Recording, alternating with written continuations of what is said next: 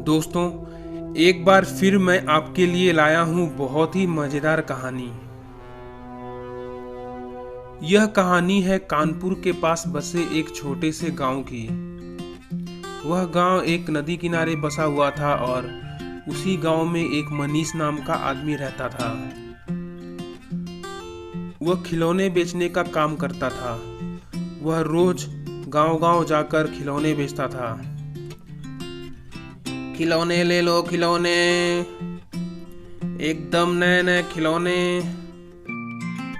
एक दिन एक गांव में उसने एक लड़के को खिलौना बेचा तो उसके पिताजी ने दाम पूछा तो उसने कहा, जी इसका दाम तो 200 रुपये है, जल्दी से दो, मुझे आगे भी जाना है। तभी उस आदमी का बेटा बोलता है, पिताजी इस पे तो 150 लिखा हुआ है, ये 200 मांग रहा है। इस तरह वह लोगों को बहुत ठगता था। एक दिन वह खिलौने बेचने एक गांव जा रहा था। वह शॉर्टकट मारने के लिए जंगल के पास से गुजर रहा था। तभी उसने आसमान में देखा कि कोई चीज उड़ते हुए उस जंगल में आ रहा है। दरअसल वह एक नाग था और नागों की दुनिया से यहाँ पर शिकार करने आया था। मनीष वहीं झाड़ियों में छुपकर देखता है कि वह नाग एक बकरी पर हमला कर देता है और उसके सर पे कुछ चमकती चीज थी और उसमें से शक्ति निकल रही थी।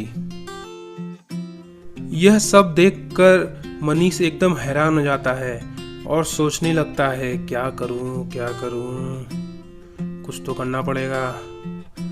फिर जैसे ही वह नाग एक बकरी को उठाकर लेकर जा रहा होता है, तभी मनीष पत्थर मार देता है।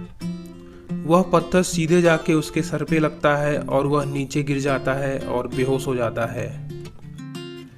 मनीष जल्दी से दौड़ते दौड़ते उस नाग के पास जाता है और वहां पर देखता है कि उसके सर पे एक नागमणि लगी हुई है। वह जल्दी से उस नागमणि को उसके सर से निकाल देता है और चोरी कर लेता है। फिर उसके बाद उस नाग को अपने ठेले पर रखकर ले जाने लगता है। कुछ देर बाद चलते चलते जंगल में उसको एक पुराना घर दिखता है। फिर वह सोचता है कि इसको यहीं पर रखूंगा। नाग को होश आने से पहले ही वह एक पिंजरा लेकर आता है और उसके अंदर उसको कैद कर लेता है। तभी वह नाग कहता है, देखो इस नागमणि की शक्तियाँ यहाँ पर ज़्यादा दिन काम नहीं करने वाली, मुझको लौटा दो नागमणि, नहीं तो तुम्हारे साथ बहुत बुरा होने वाला है। फिर अगले दिन मनीष अपने शक्तियों को आजमाने के लिए उन खिलौने पर अपने शक्तियों का इस्तेमाल करता है। इस तरह सभी खिलौनों में जान आ जाता है। फिर मनीष उन खिलौनों को ले जाकर गांव में बेच देता है। सभी बच्चे खुशी खुशी खिलौने लेकर अपने घर चले जाते हैं। लेकिन उसी रात चोरी का सिलसिला शुरू हो गया। सभी खिलौनों ने घरों से तरह तरह के कीमती सामान चोरी करना शुरू कर दिया। इस तरह जेसीबी, हेलीकॉप्टर और शेर सभी मिलकर बहुत सारा खजाना चोरी कर लेते हैं और वह सभी चोरी किया हुआ सामान ले जाकर मनीष को देते हैं। फिर मनीष सभी सामान लेकर अपने घर चला जाता है। इस तरह वह बहुत जगह चोरियां करता था। मनीष बचपन से ही बहुत सारे सुपर हीरोज के कहानियां देखा करता था। उसको हमेशा से विलन ही पसंद थे, इसीलिए उसने अपना एक सूट बनवाया और उसमें नागमणि लगा दिया। कुछ देर बाद वह सूट पूरा शक्तियों से भर गया। उसके बाद उसने अपना कारनामा शुरू किया।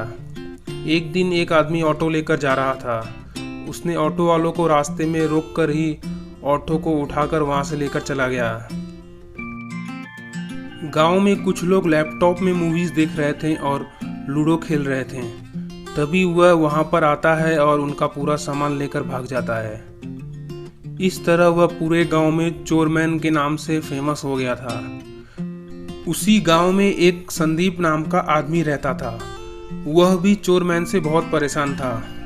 वह एक मैकेनिक था और जुगाड़ से नए नए तरीके के चीज बनाता था। एक दिन उसने छोटा सा रिमोट से चलने वाला रोबोट बनाया। फिर संदीप उस रोबोट को रिमोट से चलाकर उस चोरमैन के पास भेजता है। वह चोरमैन भी स्टाइल से दौड़ते हुए वहां पर आता है और रोबोट के वार से बच जाता है।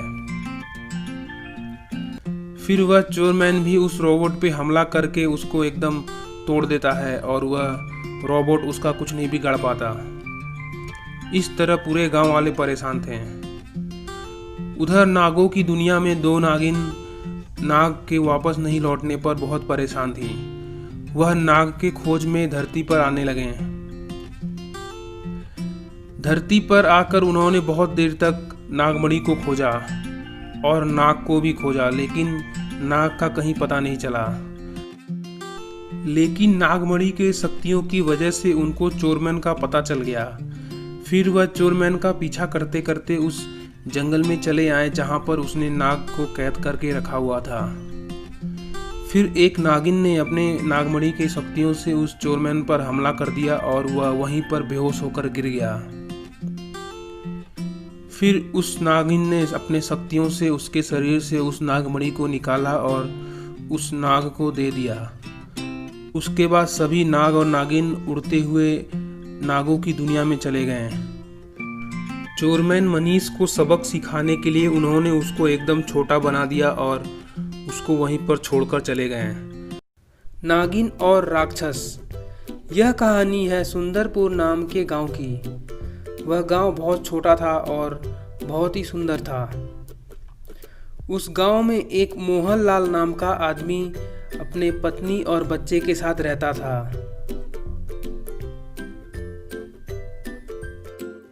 एक दिन मोहनलाल अपने पत्नी से कहता है, हम लोग बाजार जा रहे हैं, क्या क्या सब्जियां चाहिए जल्दी जल्दी बता दो, हम लोग शाम तक ही वापस आएंगे। यह कहकर वह दोनों सब्जियां खरीदने बाजार की ओर निकल जाते हैं। गांव से बाजार की ओर जाते समय एक जंगल पड़ता है। कुछ दिनों से उस जंगल में कंस्ट्रक्शन का काम चल रहा था और बहुत सारे पेड़ गिराए जा रहे थे और जगह जगह खुदाई हो रही थी।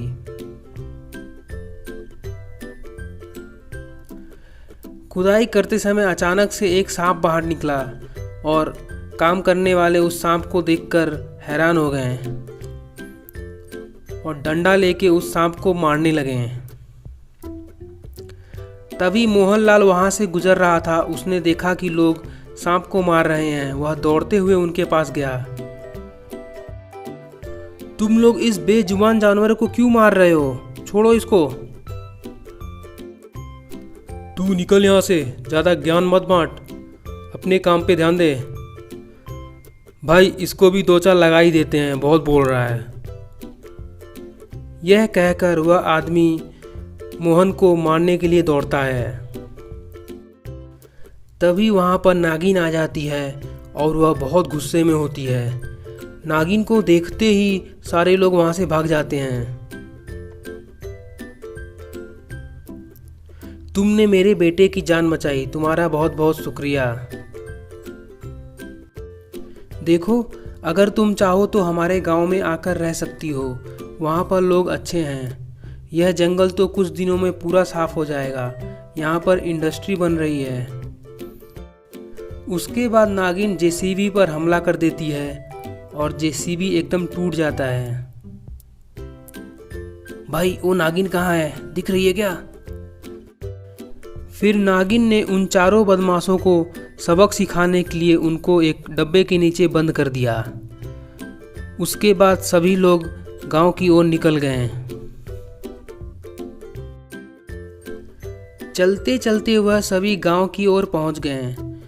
वहां गांव में नदी के पास एक छोटा सा जंगल था और वहां पर रहने के लिए जगह भी था। देखो, तुम यहाँ पर रह सकते हो, यहाँ पर लोग अच्छे हैं और कुछ नुकसान नहीं करेंगे। अगर किसी चीज का जरूरत पड़े तो हमें बता सकती हो। उस दिन के बाद नागिन का बेटा और गांव के बच्चे साथ में ही खेलते हैं और साथ में ही रहते हैं।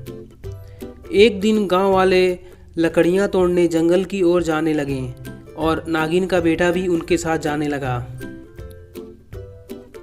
जंगल में चलते चलते वह काफ़ी दूर तक चले गए और उन्होंने देखा कि एक बहुत बड़ा गुफा है वहाँ पर और उसका मुंह बंद है। भाई इस गुफा के अंदर जाके देखते हैं, क्या पता कोई खजाना हो, मज़ा आ जाएगा। भाई मुझको तो डर लग रहा है, वापस चलते हैं। फिर उसके बाद वह किसी तरह उस गुफा का दरवाज़ा खोल के उसके अंदर चले जाते हैं। उनको अंदर कुछ आवाज़ सुनाई देती है और वह भागते भागते बाहर आते हैं।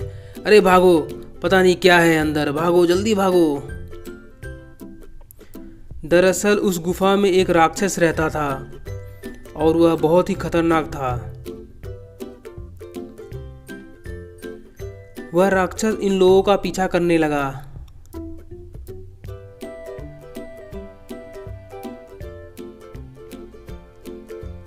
पीछा करते करते वह राक्षस गांव तक चला आया और वहां पर आके पूरा हंगामा मचा दिया। राक्षस को देखते ही गांव के सभी लोग भागने लगे। उस राक्षस के सामने जो भी चीज पड़ता उसको वह तोड़ने लगता। उसने बहुत सारे घर को तोड़ दिया और पेड़ भी गिरा दिए। राक्षस के बारे में बच्चों ने जाके नागिन को बताया। नागिन को पता लगते ही वह तेजी से भागते हुए राक्षस की ओर गई।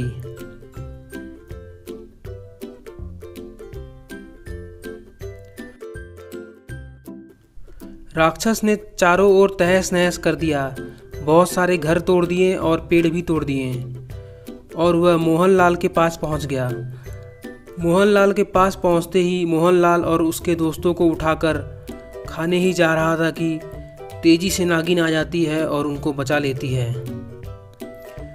उसके बाद नागिन और राक्षस के बीच में लड़ाई शुरू हो जाता है। नागिन राक्षस को मारने की बहुत कोशिश करती है पर वह राक्षस को मार नहीं पाती। कुछ देर बाद राक्षस नागिन को पकड़ लेता है और उसको खाने के लिए अपने मुंह की ओर बढ़ाता है। तभी नागिन उसके मुंह में आग फेंक देती है। राक्षस के पेट में आग जाते ही राक्षस एकदम परेशान हो जाता है। कुछ देर बाद राक्षस के ऊपर रोशनी चमकने लगती है और वह राक्षस एक इंसान में बदल जाता है। फिर उस आदमी ने गांव वालों को पूरी कहानी बताई। मुझे श्राप मुक्त करने के लिए तुम्हारा बहुत बहुत धन्यवाद। कई साल पहले एक साधु को मैंने तपस्या करते समय परेशान कर दिया था। उसने अपने श्राप से मुझे एक राक्षस बना दिया था। वीडियो को लाइक करें, शेयर करें।